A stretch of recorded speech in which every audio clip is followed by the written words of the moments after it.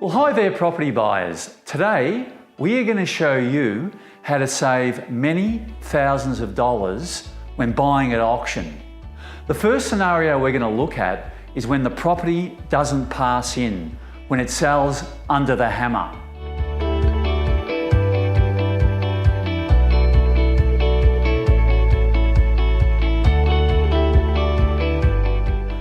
The first important fundamental is to study recent and comparable sales, so you have an excellent understanding of the value of the property.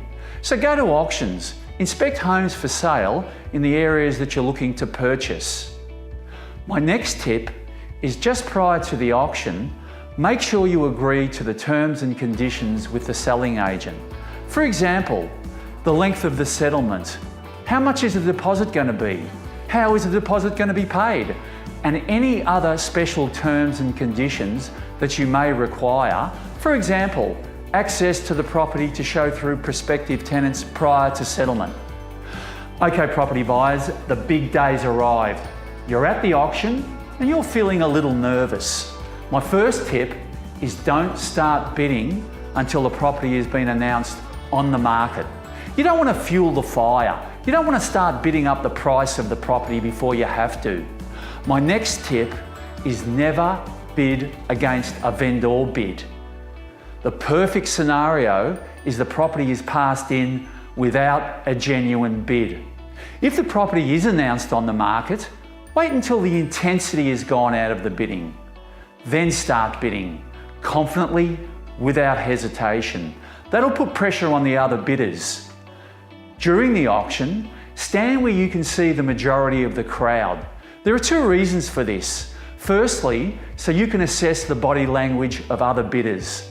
Slowing their bidding and appearing stressed are indicators that they are nearing the end of their limit. And secondly, so you can identify who your genuine competitors are should the property pass in.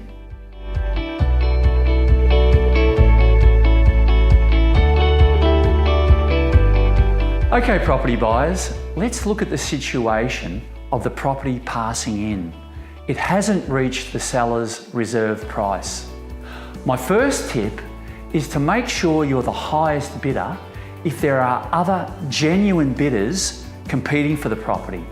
The reason for this is that most selling agents will give the highest bidder the first right of refusal at the reserve price. Secondly, don't go inside the property to negotiate if invited by the selling agent. You need to stay outside and survey the scene. Who are your genuine competitors, if any? For the third and final call. Well, ladies and gentlemen, the property will be passed in for $690,000. Please come inside, Peter, and I'll speak to the seller. I'm happy to wait out here.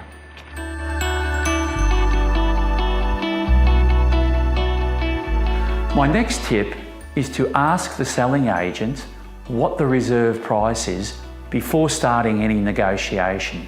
Okay, well, the property's been passed in for $690,000. What are you willing to offer? Well, what's the reserve price, Chris? Okay, I'll check with the seller.